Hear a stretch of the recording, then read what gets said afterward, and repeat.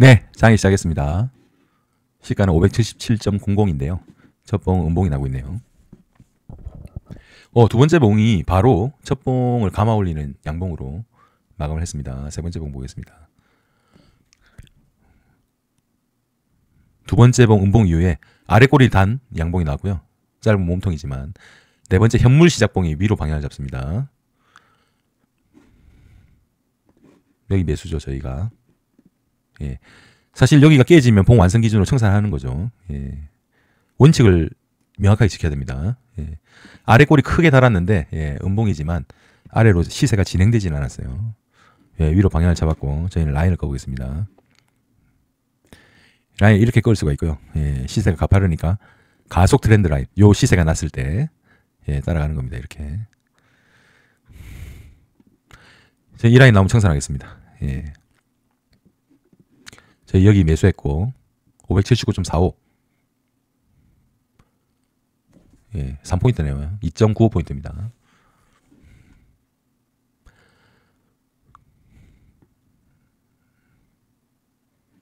예, 아래로 진행된다 하다가 다시 아래 꼬리 달린 양봉이 크게 나왔고요. 좀 지켜보니까 시장의 흐름이 고점을 낮춥니다. 이걸 관찰하셔야 돼요. 10시까지 수급을 살펴보면 외국인 선물 기준으로는 아침에 약간 마이너스 되다가 영선까지는 올라가지 않지만 커버를 하는 그런 상황이었고요. 그리고 다시 매도를 좀 강화하는 그런 페이스고, 현물을 보면 10시까지 보면 아래쪽이지만 추가적으로 매도가 없이 외국인 같은 경우는 좀 약간 커버를 하는 그런 움직임이었습니다.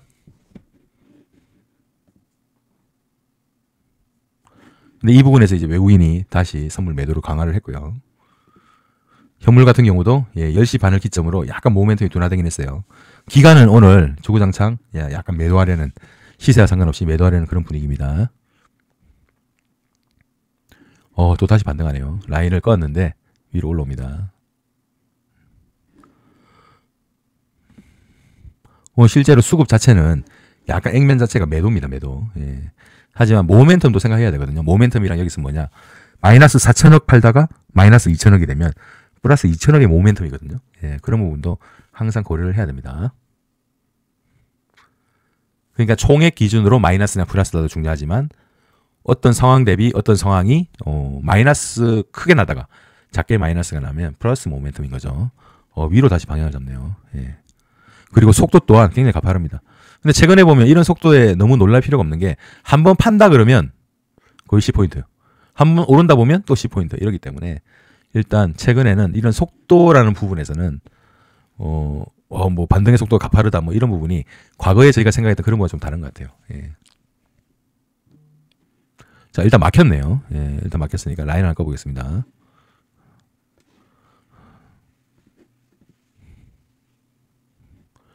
다시 재반등을 시도하려고 하고 있고요. 이 드라마틱한 왕복 달리기에 주범이 있죠. 나중에 설명드리겠습니다.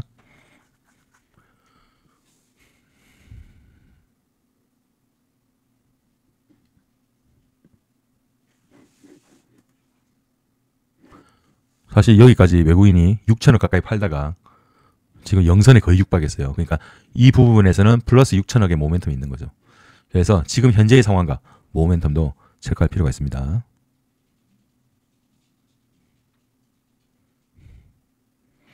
여기서 약간 또 다시 막히네요.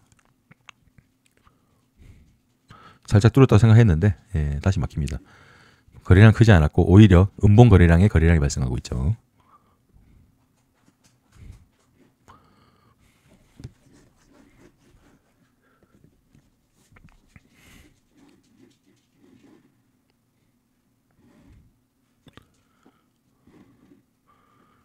여기는 10시 반까지 플러스로 현물을 사다가 다시 마이너스로 반전하고 있습니다.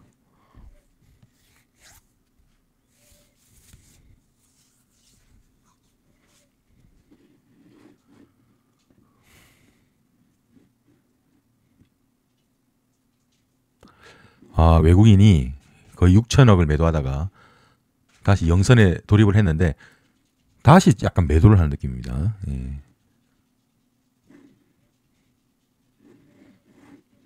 다시 한 2천억 정도? 예, 약간 매도를 하는 느낌이네요.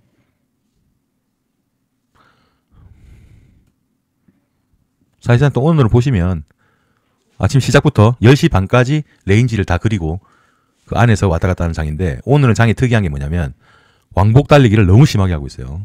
예, 왔다 갔다 왔다 갔다. 사실 이런 부분도 굉장히 트레이딩하기 어렵죠. 예.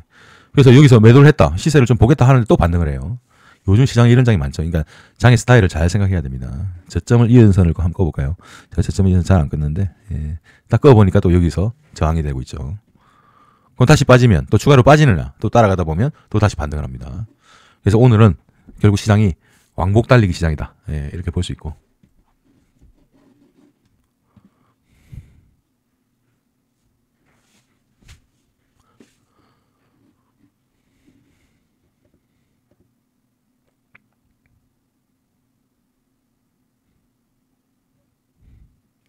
(2시) 이후인데, 예, 한번 맞고 나서 빠지긴 합니다만, 예.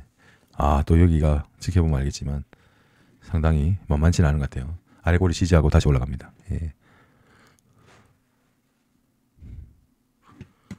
저도 요즘 시장이 너무 어려운 것 같아요. 왜냐하면 워낙 포인트가 크다 보니까, 예, 한번 움직이면 1%는 기본입니다. 그러니까 1%가 이제 5% 정도 되죠. 5% 그러니까 5포인트 되죠. 5포인트가 그냥 알아서 움직이는 것 같아요. 예.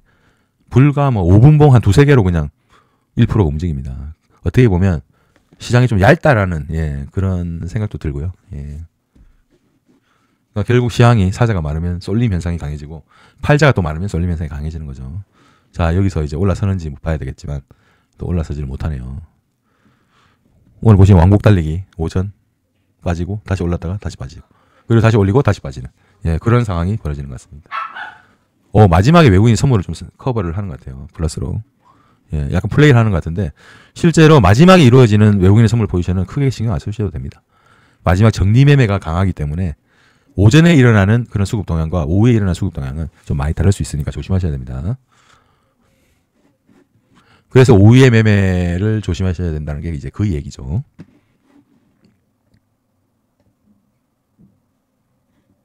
오늘은 기관이 매도를 잡네요. 어제랑 완전 반대입니다.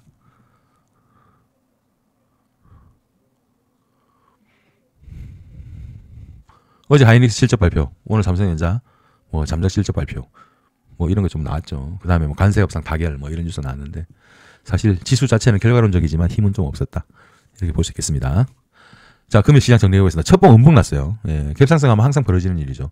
근데 오히려 두 번째 봉에서 강하게 위로 방향을 잡았습니다.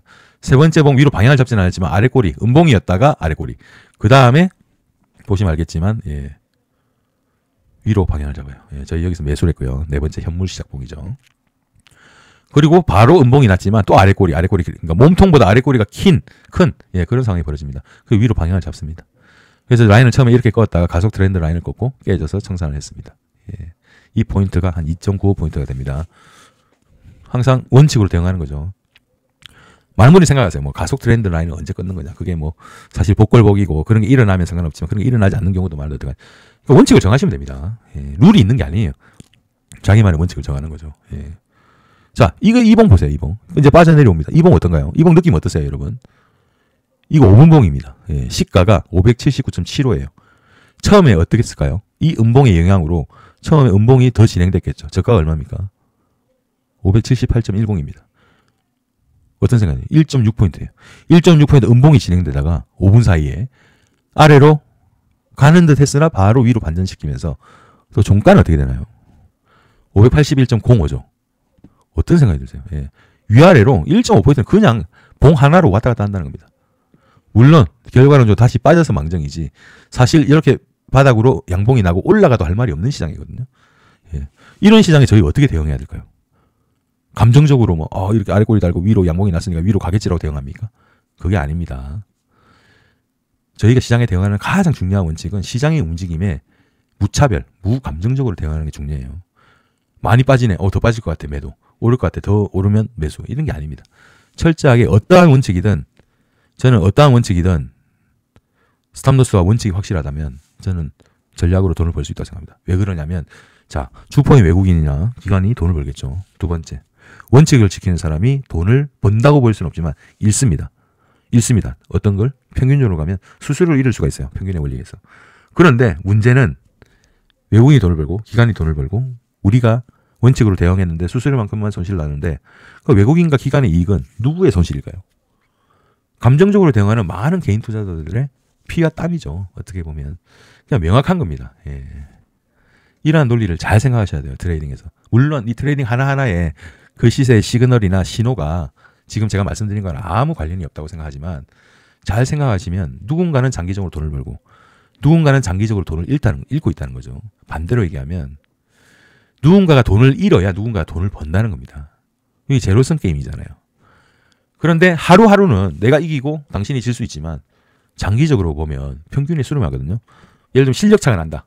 뭐 그러면 실력이 플러스인 사람이 있고 실력이 마이너스가 있는 사람이 있는데 데일리로 보면 어떤가요?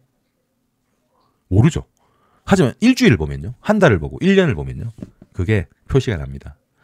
그래서 저희 같은 소수의 금액을 가지고 트레이딩하는 사람들은 철저하게 루저의 편에 서면 안 돼요. 위너의 편에 서야 됩니다. 위너라는 게 뭘까요? 위너가 외국인가 기관인가요? 아니죠. 돈을 버는 사람입니다. 그러면 우리는 돈을 버는 사람이 아니라면 최소한 어떤 방법이 필요한가요? 돈을 잃는 사람은 따로 있으니 돈을 잃지 않는 사람이 되는 것도 매우 중요하다고 생각합니다. 그리고 한 번의 기회가 오는 거죠. 예. 여러분 너무 부정적으로 생각하지 마시고 오늘 같이 이런 날도 있는 거죠. 왕복 달리기. 이런 날 트레이딩에서 돈 벌기 정말 어렵습니다. 제가 개인적으로 생각해도 위로 방향을 잡네? 매수. 매도. 언제 매도할까요? 시세가 꺾여야 매도하는데 우리 이런 거 많이 보지 않았습니까? 이 정도 빠져도 위로 방향을 잡고 올라가는 거. 근데 오늘 여기까지 빠졌네요. 그럼 버텨볼까? 버텨볼까 할 수 있죠. 그럼 어떻게 됩니까? 결과는 좀 올라서 그렇지 아래로 깨지면 박살 나는 겁니다. 근데 오늘 같은 왕복 달리기가 생기는 거죠. 그러면 어떻게 합니까? 스탑로스 하면 바닥에 또 매도한 거죠. 위로 방향을 잡나 보다 따라갔는데 또 위로는 안 맞네요. 그러니까 결국은 이런 시장도 있는 겁니다. 왕복 달리기 시장. 트레이딩 하기는 굉장히 안 좋은 시장입니다. 사실은. 예. 사실 여기서 줄을 꺾고 제가 뭔가를 액션을 했지만 이게 테크니컬리 뭔가 있나요? 의미가? 결과론적 의미가 없죠. 결국은 어떤가요? 해보고 아니면 멈추고 장을 바라보는 것도 답입니다. 항상 그래서 쉬는 것도 투자라는 말이 있습니다. 저희가 주포가 아니고 어떻게 보면 저희는 트래커이기 때문에 그러니까 프라이스 테이커라 그러죠. 프라이스 메이커가 아니에요. 프라이스 테이커라는 게 상당히 중요합니다. 가격이 주어진 가격을 받아들이고 저희가 어떻게 수익을 연결할지 그게 중요하다고 생각해야 됩니다. 자, 제가 다른 여담이 많이 길어졌지만 수급 잠깐 보여드릴게요. 자, 현물입니다. 현물 아침에 외국인이 어땠나요? 영선에서 왔다 갔다 하다가 위로 살짝 사는다 하더니 쭉 5로 갈수록 팔았어요. 기간은요? 시작하자마자 계속 팔았어요. 어제 반대죠. 그래서 오늘 총액 기준으로 거의 8천억 팔았습니다. 선물은. 선물은 영선에서 아래로 빠지는데 위로 가는다 하더니 영선 위로는 올라오지 않았어요. 그리고 이국면. 여기 있죠. 여기 이국면에서 외국인이 매도를 엄청나게 강화를 했죠. 그리고 또 올라올 때는 어떻게 한 거예요? 외국인이 커버를 했죠. 근데 오늘 영선을 위로는 살짝 올라오지는 않았어요. 오히려 2시 반 이후에 플러스로 했는데 시세는 반대였습니다. 그래서 시세대로 하기는 좀 애매했던 것 같아요. 그래서 오후장 되면 그러니까 수급대로 매매하기는 정말 어려운 것 같아요. 여러분 수급대로 매매하시는 거 아니죠? 시세가 제1순위고 수급은 확률을 생각하는 겁니다. 그렇게 생각하셔야 되고요. 오늘 주식 보여드리겠습니다. 오늘 주식 아침에 넥스트 트레이드 딱 보시면 제일 먼저 드는 생각이 뭐였던 거예요? 현대차입니다. 현대차 보이시나요? 어땠나요? 아침에 넥스트 트레이드 급등을 했죠. 12%. 그리고 시장이 시장하자마자 내려꽂더니 결국 사실상 아래로 거의 보합까지 내려오다가 약간 플러스로 마지막에 마감했습니다. 기아차 볼까요? 상당히 좋았습니다. 거의 10% 가까이 육박을 했죠. 그러다가 시작하자마자 아래로 내려꽂았고 오히려 기아차는 반등을 못했어요. 오히려 역시 주도주였던 삼성전자는 오전에 약간 비실비실했는데 그래도 잘 버텨준 것 같고 하이닉스 하이닉스 보이시죠? 10분봉으로 보면 다 보일 것 같네요. 10월 31장 처음에 마이너스 였다가 올라가는다 하다가 그냥 보합으로 마감했습니다. 시장 자체가 오늘 플러스로 되긴 했지만 고점 대비로는 상당히 많이 밀렸고 시세를 보시면 알겠지만 반도체주가 아침엔 약했는데 강했고 오히려 자동차주는 아침에 강했는데 밀렸고 그냥 기타 등등은 좀 안 좋았고 이랬던 것 같습니다. 현대차와 기아차가 약간 뉴스가 있었죠. 관세 협상에 이제 어차피 우리가 자동차 수출이 많으니까 그런 부분 좀 반영해서 아침에 넥스트 트레이드에서는 10% 이상씩 급등을 하다가 결국 종가 무렵에는 결국 다 밀려서 끝난 것 같아요.